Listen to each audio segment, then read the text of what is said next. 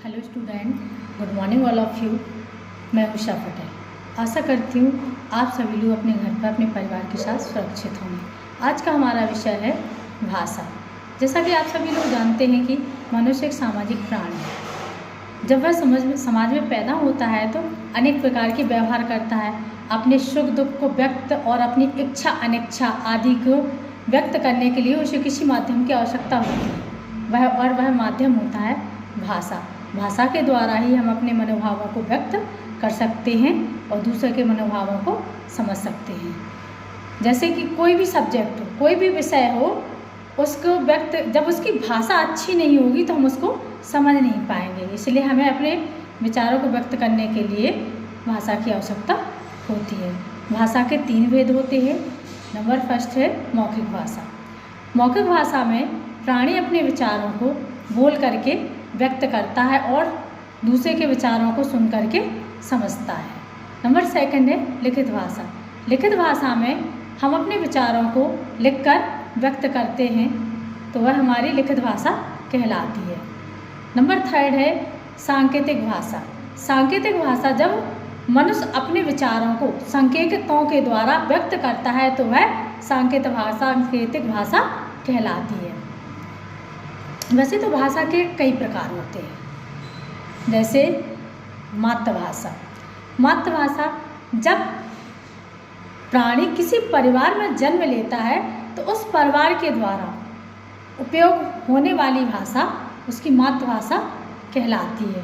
जैसे कोई हिंदी भाषी परिवार में जन्म लेने वाला बच्चा हिंदी भाषा ही सर्वप्रथम सीखेगा तो इसकी मातृभाषा हिंदी होगी।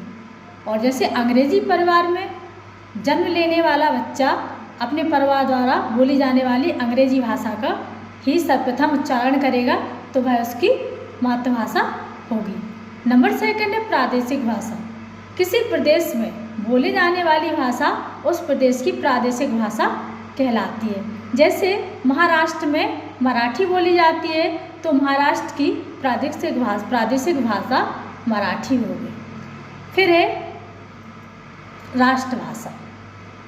राष्ट्रभाषा किसी भी देश के अधिकांश निवासियों द्वारा जिस भाषा का अधिकांश प्रयोग किया जाता है तो वह उस देश की राष्ट्रभाषा कहलाती है। जैसे कि हमारे देश की राष्ट्रभाषा हिंदी है। हर देश की अपनी कोई ना कोई राष्ट्रभाषा जरूर होती है। जैसे कि ब्रिटेन अमेरिका की राष्ट्रभाषा अंग्रेजी है। राजभाषा। राजभाषा किसी भी देश के राजकाज में प्रयुक्त होने वाली भाषा उस देश की राजभाषा कहलाती है। हमारे देश की राजभाषा हिंदी और अंग्रेजी दोनों ही है। अमेरिका और ब्रिटेन की राजभाषा अंग्रेजी है। अंतर्राष्ट्रीय भाषा। अधिकांश देशों द्वारा सूचनाओं का माध्यम बनने वाली भाषा अंतर्राष्ट्रीय भाषा कहलाती है। अंतर्राष्ट्रीय भाषा अंग्रेजी है। भाषा अपनी अभिव्यक्ति के लिए जिनका आश्रय लेती है वे भाषा के अंग कहलाते हैं।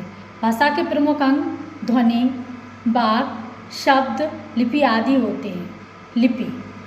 भाषा के लिखने की विधि को लिपि कहते हैं। जिन ध्वनि चिन्हों को हम लिपिबद्ध करते हैं वह उस भाषा की लिपि होती है। हर एक भाषा की अपनी कोई ना कोई लिपि होती है। जैसे कि हिंदी भाषा की लिपि देवनागरी है, पंजाबी भाषा की लिपि गुरुमुखी है और अंग्रेजी भाषा की लिपि रोमन लिपि है। इस प्रकार हर एक भाषा की अपनी कोई ना कोई लिपि अवश्य होती है। नंबर सेकंड है बोली। बोली का जो दायरा होता है बहुत ही सीमित होता है। बोली किसी सीमित क्षेत्र में ही बोली जाती है। वह किसी सीमित क्षेत्र के व्यक्तियों के आदान प्रदान का माध्यम बनती है। हिंदी भाषा की अनेक बोलियां होती हैं। कुमाऊनी, गढ़वाली और अवधी, भोजपुरी आदि हिंदी भाषा की प्रमुख बोलियां। अब है भाषा और बोली में अंतर। बोली किसी भाषा का अंग होती है जबकि भाषा किसी बोली का अंग नहीं होती है। बोली का जो दायरा होता है वो सीमित होता है और भाषा का दायरा बहुत ही विस्तृत होता है। भाषा व्याकरण संबद्ध होती है, बोली व्याकरण संबद्ध नहीं होती है।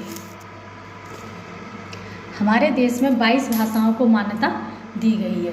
हिंदी हमारे देश के अतिरिक्त फिजी और मलेशिया आदि देशों में भी बोली जाती है। संपूर्ण भारत में हिंदी का प्रयोग राजभाषा, राज संपर्क भाषा और आदि के रूप में प्रयुक्त होती है। प्रत्येक वर्ष 14 सितंबर को हमारे देश में हिंदी दिवस मनाया जाता है। प्रत्येक भाषा के अपने कोई ना कोई नियम होते हैं। इन नियमों का अध्ययन हम व्याकरण में कहते हैं। अतः हम कह सकते हैं किसी भाषा को शुद्ध व बोलने, पढ़ने, लिखने आदि के लिए हमें व्याकरण की आवश्यकता होती है। व्याकरण वह शास्त्र है जिसके द्वारा हम किसी भी भाषा को शुद्ध रूप में बोलना, लिखना, पढ़ना आदि सीखते हैं। व्याकरण के 3 अंग होते हैं। वर्ण विचार। वर्ण विचार में हम किसी भी भाषा के वर्णों के आकार आदि का अध्ययन करते हैं। फिर है शब्द विचार। शब्द विचार में हम किसी भी